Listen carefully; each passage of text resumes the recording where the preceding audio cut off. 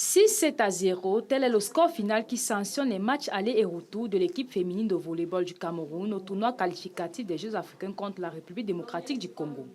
Au palais polyvalent des sports de Yaoundé, les pouliches de Jean-René Akono obtiennent sans forcer l'unique ticket représentant la zone 4 Afrique centrale à 16 Jeux en août prochain.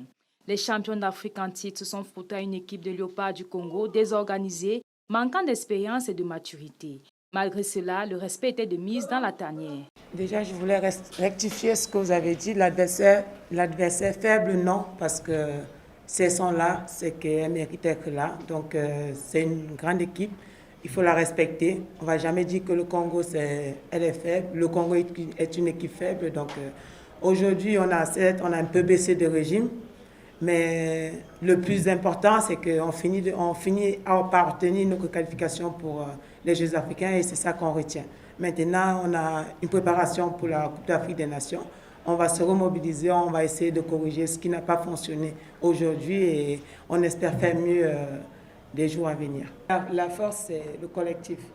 On a un staff, on a les moyens mis en jeu pour mieux se préparer.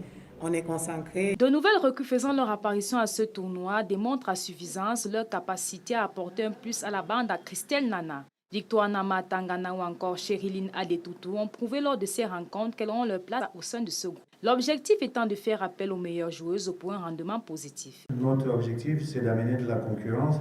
Et je pense que depuis 4 ou 5 ans qu'on travaille ensemble, c'est la première fois à la même période des stages qu'on a un niveau comme celui-ci qu'on arrivait à voir peut-être 2 semaines avant les compétitions. Qualifié pour cette compétition, le Cameroun est attendu sur plusieurs fronts. Coupe d'Afrique des Nations de volleyball en Égypte ou encore les Jeux olympiques de Tokyo 2020.